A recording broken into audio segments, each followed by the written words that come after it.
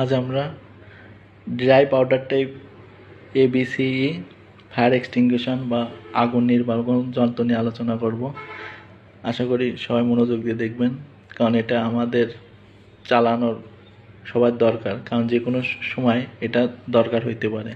তা আমরা প্রথমে এই এবিসিই ড্রাই পাউডার টাইপ ফায়ার এক্সটিংগুইশারে পরিচিত হই। এই যে এটা হলো অপারেটিং লিভার বলে, অপারেটিং লিভার, আর এটা হলো ক্যারি হ্যান্ডেল। আমরা কোনো সময় কোনো কিছু যদি ক্যারি করতে চাই তাহলে এইটা করবো, এই দিয়ে ধরবো আর অপারেট করার জন্য এইটা ব্যবহার করব। আর এই যে এখানে যে গোল দেখতে পাচ্ছি, এটা হলো ম্যানোমিটার, মানে এই কত যাচ্ছে পাউডারটা কত, এটা এখানে দেখাবে।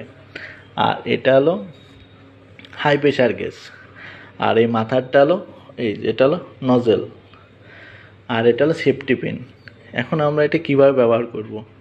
প্রথমে আমাদের করতে হবে, এই যে পিনটা আছে না, এই সেফটি পিনটা খুলতে হবে।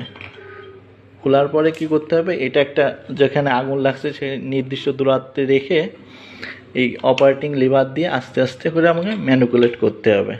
এটা নির্দিষ্ট একটু সময় নিতে হবে, আর সবসময় নিজেকে সেফটি রাখতে হবে যাতে করে আগুন নিভাতে যায় জন্য নিজের গায়ে আগুন না নিভে যায়। আশা করি সবাই বুঝতে পারছো। আর যখন কাজ শেষ হয়ে যাবে তখন এইটা আবার লাগিয়ে দিতে হবে।